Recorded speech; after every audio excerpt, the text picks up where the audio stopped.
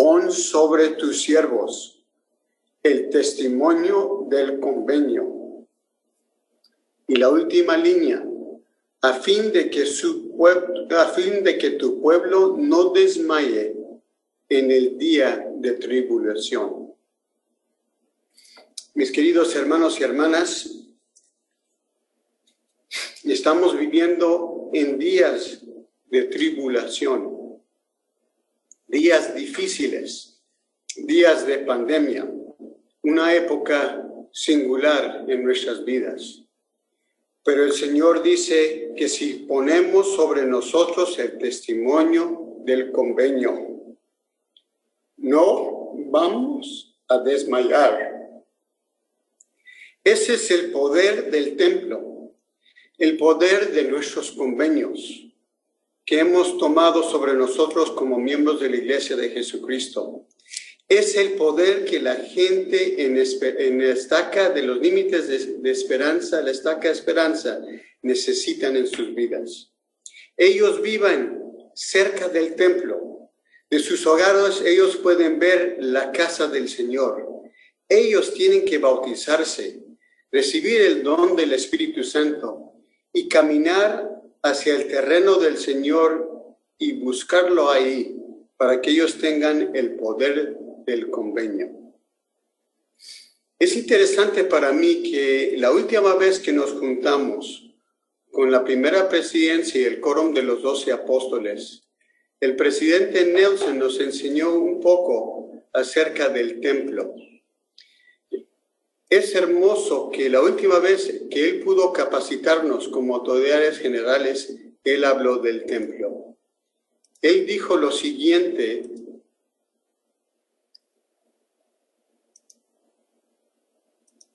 en un discurso que se llama La restauración continua de la obra del templo. Y nos enseñó durante esta reunión de liderazgo de conferencia general en octubre algo muy hermoso. Él dijo: un convenio es una promesa, una ordenanza es una acción.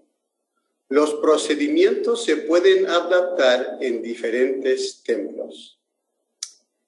Un convenio es una promesa. La ordenanza es una acción. Y después nos enseñó que el convenio es como una medicina en una píldora, ¿verdad? Y nos dijo, hay una diferencia entre una ordenanza y un convenio.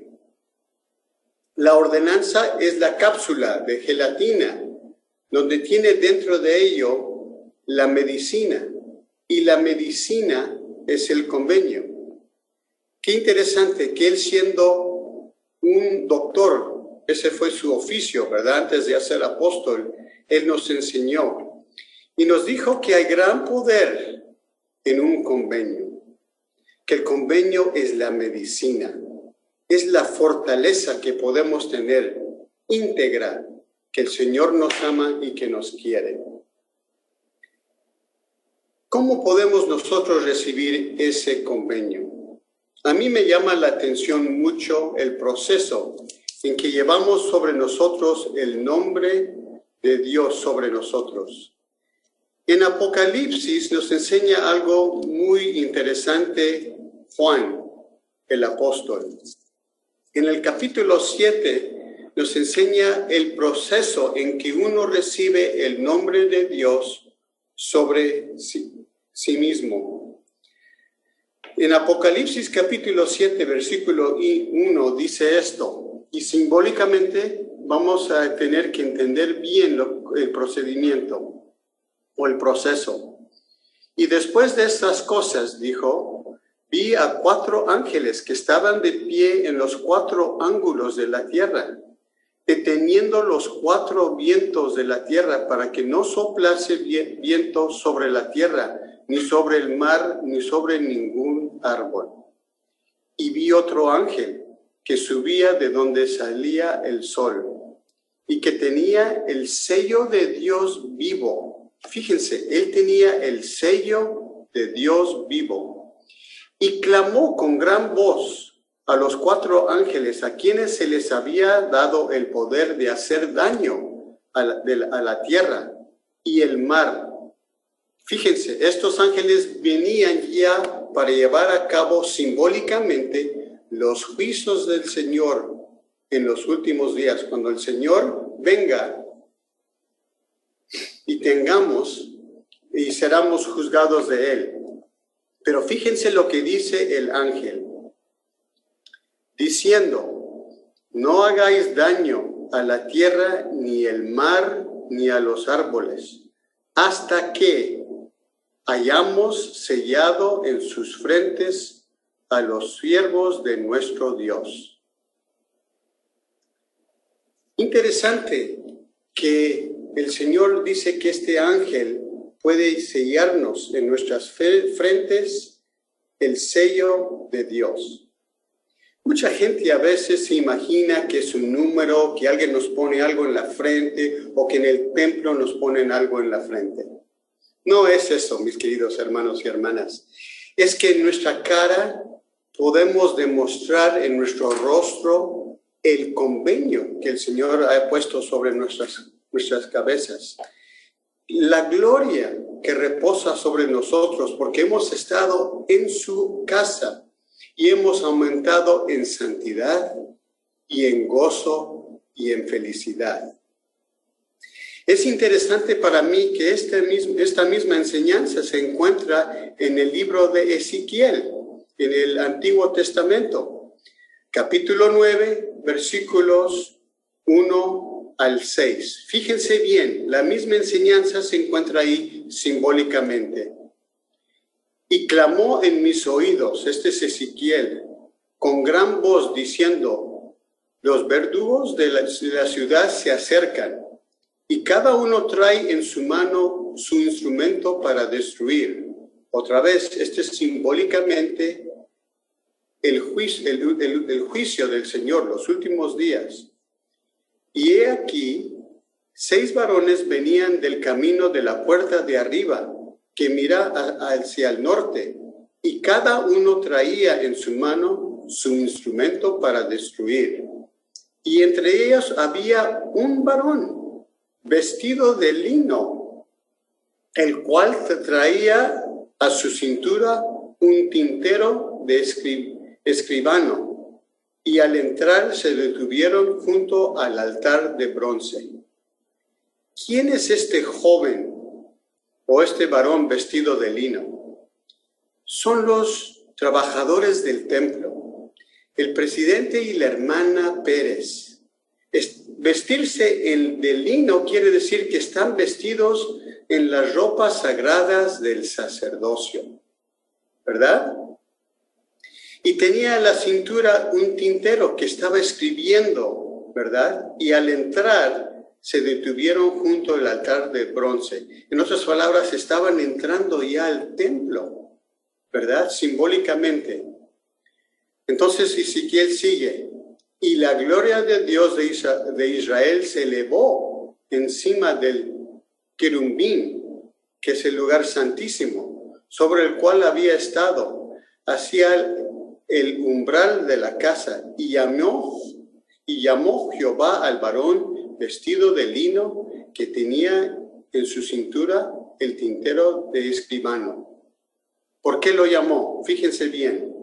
Y le dije a Jehová: pasa por medio de la ciudad, y yo voy a decir la ciudad de esperanza, por el medio de Jerusalén, si hay un barrio Jerusalén, y Nazaret en esperanza, y pon una señal en la frente a los hombres que gimen y claman y causa de todas las abominaciones que se hacen en medio de ella. La gente que quería salir de los apuros de la vida y buscar la santidad y la felicidad, este varón vestido de lino iba y le ponía en la frente un símbolo, una señal, una luz, ¿verdad? Un signo de que ellos son diferentes de los demás, no mejores, pero diferentes porque han recibido un convenio aún más alto. Entonces, después de esa instrucción que recibió de Jehová mismo, ¿verdad? Dice, y a los otros dijo, los otros ángeles que tenían las armas, las herramientas de destrucción, les dijo, pasar por la ciudad en pos de él o después de él, y matar, y no perdone vuestro ojo, ni tengas misericordia. Matad a ancianos, a jóvenes, a doncellas, a niños y a mujeres, hasta que no quede ninguno. Pero, fíjense bien, pero todo aquel sobre el cual está la señal, no os acercaréis, y comenzaréis desde mi santuario. En otras palabras, los ángeles en los últimos días van a venir a llevar a cabo los juicios de nuestro Señor Jehová. Pero los que tienen sobre aquellos la señal o el nombre del Padre sobre ellos, los ángeles destructores no se acercarán. Otra vez, mis queridos hermanos y hermanas, simbólicamente, matar no es que los ángeles van a matar, no. Pero nosotros morimos espiritualmente cuando no llevamos a cabo los convenios que el Señor nos da. Vamos a perecer en nuestras vidas espirituales si no llevamos a cabo la promesa de los convenios. Por eso el presidente Nelson quiso hablar un poco acerca de cómo la cápsula de gelatina era la ordenanza, que es una acción, y la medicina dentro de la cápsula es la medicina. Y por eso podemos recibir el poder del Señor en los días difíciles que nos enfrentamos, como dijo, ¿verdad? Para que no desmayemos en el día de tribulación. Entonces, mis queridos hermanos y hermanas, nosotros tenemos gran poder. Fíjense bien lo que nos dice en la misma sección 109, Doctrinas y Convenios, versículo 22. Y es interesante para mí, y nos enseñó esto el Elder Oaks, que cuando uno se bautiza en la iglesia de Jesucristo, está dispuesto a tomar sobre sí el nombre de Cristo. Pero cuando reciben, no solamente estar dispuesto, pero cuando reciben el nombre de Cristo sobre de ellos, solamente en nuestros templos. Ustedes pueden ver en las oraciones, ¿verdad?, de la Santa Cena, cuando el Señor dice, y testifiquen ante ti que están dispuestos de tomar sobre sí el nombre de Cristo. Pero ellos reciben el nombre de Cristo cuando entran al templo y reciben las ordenanzas y los convenios del templo. En el versículo 22 nos dice lo siguiente: te rogamos, Padre Santo, que tus siervos salgan de esta casa armados con poder y que tu nombre esté sobre ellos y los rodee tu gloria y tus ángeles los guarden. Cuando uno es bautizado, estamos dispuestos a tomar sobre nosotros el nombre de Jesucristo. Pero al entrar al templo, como dice aquí, que tu nombre esté sobre ellos. Es cuando el Señor planta su nombre sobre nosotros. Y ese simbólicamente, mis queridos hermanos y hermanas, es cuando recibimos esto en nuestra frente, el sello de Dios en nuestra frente, que es un símbolo, una luz, un signo, una señal. Y nosotros podemos sobrellevar las dificultades que nos vienen. El Elder Mayorga nos enseñó que aquí un obispo estaba triste porque su esposa iba a morir, pero él tenía fe en Jesucristo y los convenios que él había hecho en el templo. Yo me acuerdo muy bien, hace muchos años, mi hijo mayor encontró a su esposa, su compañera eterna, y querían sellarse en el templo. En aquel entonces mi papá era miembro de la presidencia del Templo de México. Y les dio la oportunidad, la primera presidencia y los 12, que él viajara de México al templo de Draper, Utah, donde se iba a llevar a cabo, ¿verdad?, el sellamiento. Ya que mi papá era sellador, él tuvo el permiso de venir a sellar su primer primogénito nieto, ¿verdad?, de su descendencia. Entramos al cuarto de sellamiento. Mi papá estaba vestido de blanco. Se veía muy guapo. Mi mamá estaba al lado de él. Se hincaron mi hijo Nicolás y su esposa Nicole. Y mi papá, bajo la autoridad que él tenía, lo selló por tiempo y toda eternidad. Se me vino a la mente una escritura al ver que mi papá estaba como sellador. Él representaba la generación que me bendijo a mí con el convenio y las promesas que Dios nos ha dado. Y mi hijo era su descendencia, o los que iban a seguir adelante, ojalá, en los convenios del Señor. Y escuché en mi mente y en mi corazón estas palabras. Y la doctrina del sacerdocio destilará sobre tu alma como rocío del cielo. A veces el rocío no se ve, pero podemos ver el efecto cuando caminamos y vemos que el pasto está mojado. Así son las promesas del Señor. Cuando nosotros tomamos sobre nosotros una ordenanza y recibimos los convenios, el vivirlo, poco a poco las promesas del Señor caen y distilen sobre nuestras almas como rocío del cielo. Y al ver a mi hijo hincado en el altar y mi papá sellándolo, yo pude ver esas promesas. La hermana Becerra y yo nos esforzábamos por hacer nuestras horas familiares.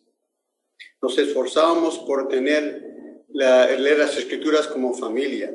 Pero a veces los hijos se portaban mal, a veces estaban aburridos, a veces se dormían durante la lección, a veces peleaban durante la lección.